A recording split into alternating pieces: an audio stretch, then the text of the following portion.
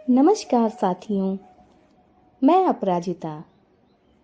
आइए सुनते हैं महादेवी वर्मा की लिखी कहानी गिल्लू। सोनजूही में आज एक पीली कली लगी है।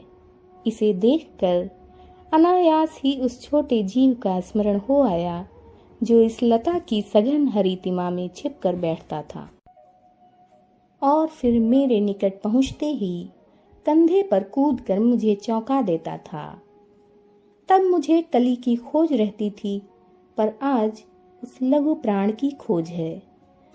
परंतु वह तो अब तक इस सोनजूही की जड़ में मिट्टी होकर मिल गया होगा। कौन जाने स्वर्णिम कली के बहाने वही मुझे चौंकाने ऊपर आ गया हो। अचानक एक दिन सवेरे कमरे से बरामदे में आकर मैंने देखा, दो कौवे एक गमले के चारों ओर चोंचों से छुआ जैसा खेल खेल रहे हैं। यह काकभुशुंडी भी विचित्र पक्षी है।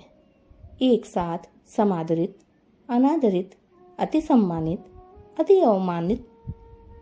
हमारे बेचारे पुरखे न गरुड़ के रूप में आ सकते हैं, न मयूर के, न हंस के। उन्हें पितृपक्ष में हमसे कुछ पाने के लिए काक बनकर ही अवतीर्ण होना पड़ता है। इतना ही नहीं, हमारे दूरस्थ प्रियजनों को भी अपने आने का मधुर संदेश इनके कर्कश स्वर में ही देना पड़ता है। दूसरी ओर हम कौआ और कांव कांव करने को अवमानना के अर्थ में ही प्रयुक्त करते हैं। मेरे काक पुराण के विवेचन में अचानक बाधा आ पड़ी, क्योंकि गमले और दीवार की संधि में छिपे एक छोटे से जीव पर मेरी दृष्टि रफक गई। निकट जाकर देखा, गिलहरी का छोटा बच्चा है जो संभवतः घोंसले से गिर पड़ा है और अब कौवे जिसमें सुलभ आहार खोज रहे हैं। काकद्वय की चोंचों के दो घाव उस लघु प्राण के लिए बहुत थे, अतः वह निश्चेष्ट सा गमले से चिपटा पड़ा था। सबने कहा, कौवे की चोंच का घाव लगने के बाद यह बच नहीं सकता, अतः इसे ऐसे ही रहने दिया जाए। परंतु मन नहीं माना। उसे हौले से उठाकर अपने कमरे में लाई, फिर रुई से रक्त पोंछकर घावों पर पेंसिलिन का मरहम लगाया। रुई की पतली बत्ती दूध से भिगोकर जैसे तैसे उसके नन्हे से मुंह में लगाई, पर मुंह न खुल सका और दूध की बूंदें दोनों ओर ढुलक गईं। कई घंटे के उपचार के उपरांत उसके मुंह में एक बूंद पानी टपकाया जा सका। तीसरे दिन वह इतना अच्छा और आश्वस्त हो गया कि मेरी उंगली अपने दो नन्हे पंजों से पकड़कर नीले कांच के मोतियों जैसी आंखों से इधर उधर देखने लगा। 3-4 मास में उसके स्निग्ध रोए, झब्बेदार पूंछ और चंचल चमकीली आंखें सबको विस्मित करने लगीं। हमने उसकी जातिवाचक संज्ञा को व्यक्तिवाचक का रूप दे दिया और इस प्रकार हम उसे गिल्लू कहकर बुलाने लगे। मैंने फूल रखने की एक हल्की डलिया में रुई बिछाकर उसे तार से खिड़की पर लटका दिया। वही 2 वर्ष गिल्लू का घर रहा। वह स्वयं हिलाकर अपने घर में झूलता और अपनी कांच के मनकों सी आंखों से कमरे के भीतर और खिड़की से बाहर न जाने क्या देखता समझता रहता था। परंतु उसकी समझदारी और कार्यकलाप पर सबको आश्चर्य होता था। जब मैं लिखने बैठती, तब अपनी ओर मेरा ध्यान आकर्षित करने की उसे इतनी तीव्र इच्छा होती थी कि उसने एक अच्छा उपाय खोज निकाला। वह मेरे पैर तक आकर सर से पर्दे पर चढ़ जाता और फिर उसी तेजी से उतरता। उसका यह दौड़ने का क्रम तब तक चलता जब तक मैं उसे पकड़ने के लिए न उठती। कभी मैं गिल्लू को पकड़कर एक लंबे लिफाफे में इस प्रकार रख देती कि उसके अगले तो पंजों और सिर के अतिरिक्त सारा लघुगात लिफाफे के भीतर बंद रहता। इस अद्भुत स्थिति में कभी कभी घंटों मेज पर दीवार के सहारे खड़ा रहकर वह अपनी चमकीली आंखों से मेरा कार्यकलाप देखा करता। भूख लगने पर चिक चिक करके मानो वह मुझे सूचना देता और काजू या बिस्किट मिल जाने पर उसी स्थिति में लिफाफे से बाहर पंजों से पकड़कर उसे कुतरता रहता। फिर गिल्लू के जीवन का प्रथम वसंत आया। नीम चमेली की गंध मेरे कमरे में हौले हौले आने लगी। बाहर की गिलहरियां खिड़की की जाली के पास आकर चिक चिक करके न जाने क्या कहने लगीं। गिल्लू को जाली के पास बैठकर अपनेपन से बाहर झांकते देखकर मुझे लगा कि इसे मुक्त करना आवश्यक है। मैंने कीली निकालकर जाली का एक कोना खोल दिया और इस मार्ग से गिल्लू ने बाहर जाने पर सचमुच ही मुक्ति की सांस ली। इतने छोटे जीव को घर में पले कुत्ते बिल्लियों से बचाना भी एक समस्या ही थी। आवश्यक कागज पत्रों के कारण मेरे बाहर जाने पर कमरा बंद ही रहता है।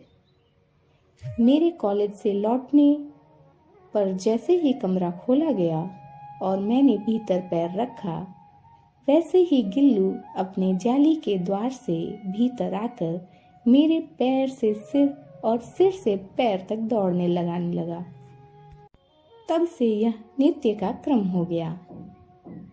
मेरे कमरे से बाहर जाने पर गिल्लू भी खिड़की की खुली जाली की राह बाहर चला जाता और दिन भर गिलहरियों के झुंड का नेता बना हर डाल पर उछलता कूदता रहता और ठीक 4 बजे वह खिड़की से भीतर आकर अपने झूले में झूलने लगता। मुझे चौंकाने की इच्छा उसमें न जाने कब और कैसे उत्पन्न हो गई थी। कभी फूलदान के फूलों में छिप जाता, कभी पर्दे की चुन्नट में और कभी सोन जूही की पत्तियों में। मेरे पास बहुत से पशु पक्षी हैं और उनका मुझसे लगाव भी कम नहीं है, परंतु उनमें से किसी को मेरे साथ मेरी थाली में खाने की हिम्मत हुई है, ऐसा मुझे स्मरण नहीं आता। गिल्लू इनमें अपवाद था। मैं जैसे ही खाने के कमरे में पहुंचती, वह खिड़की से निकलकर आंगन की दीवार, बरामदा पार करके मेज पर पहुंच जाता और मेरी थाली में बैठ जाना चाहता। बड़ी कठिनाई से मैंने उसे थाली के पास बैठना सिखाया, जहां बैठकर वह मेरी थाली में से एक एक चावल उठाकर बड़ी सफाई से खाता रहता। काजू उसका प्रिय खाद्य था और कई दिन काजू न मिलने पर वह अन्य खाने की चीजें या तो लेना बंद कर देता या झूले से नीचे फेंक देता था। उसी बीच मुझे मोटर दुर्घटना में आहत होकर कुछ दिन अस्पताल में रहना पड़ा। उन दिनों जब मेरे कमरे का दरवाजा खोला जाता, गिल्लू अपने झूले से उतरकर दौड़ता और फिर किसी दूसरे को देखकर उसी तेजी से अपने घोंसले में जा बैठता।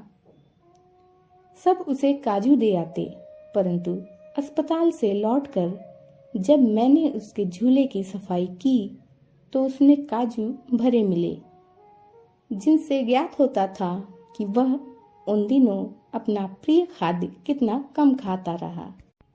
मेरी अस्वस्थता में वह तकिए पर सिरहाने बैठकर अपने नन्हे नन्हे पंजों से मेरे सिर और बालों को इतने हौले हौले सहलाता रहता कि उसका हटाना एक परिचारिका के हटने के समान लगता।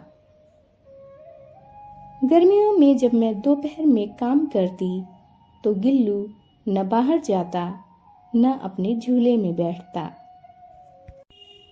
उसने मेरे निकट रहने के साथ गर्मी से बचने का एक सर्वथा नया उपाय खोज निकाला था। वह मेरे पास रखी सुराही पर लेट जाता और इस प्रकार समीप भी रहता और ठंडक में भी रहता। गिलहरियों के जीवन की अवधि 2 वर्ष से अधिक नहीं होती, अतः गिल्लू की जीवन यात्रा का अंत आ ही गया। दिन भर उसने न कुछ खाया न बाहर गया। रात में अंत की यातना में वह अपने झूले से उतरकर मेरे बिस्तर पर आया और ठंडे पंजों से मेरी वही उंगली पकड़कर हाथ से चिपक गया जिसे उसने अपने बचपन की मरणासन स्थिति में पकड़ा था। पंजे इतने ठंडे हो रहे थे कि मैंने जगाकर हीटर जलाया और उसे उष्णता देने का प्रयत्न किया, परंतु प्रभात की प्रथम किरण के स्पर्श के साथ ही वह किसी और जीवन में जागने के लिए सो गया। उसका झूला उतार कर रख दिया गया है और खिड़की की जाली बंद कर दी गई है, परंतु गिलहरियों की नई पीढ़ी जाली के उस पार चिक चिक करती ही रहती है और सोनजूही पर बसंत आता ही रहता है। सोनजूही की लता के नीचे गिल्लू को समाधि दी गई है, इसलिए भी कि उसे वह लता सबसे अधिक प्रिय थी, इसलिए भी कि उस लघुगात का किसी वासंती दिन जूही के पीताभ छोटे फूल में खिल जाने का विश्वास मुझे संतोष देता है। अगर आपको यह वीडियो पसंद आया हो तो चैनल को सब्सक्राइब करना और वीडियो को लाइक करना न भूलें। धन्यवाद।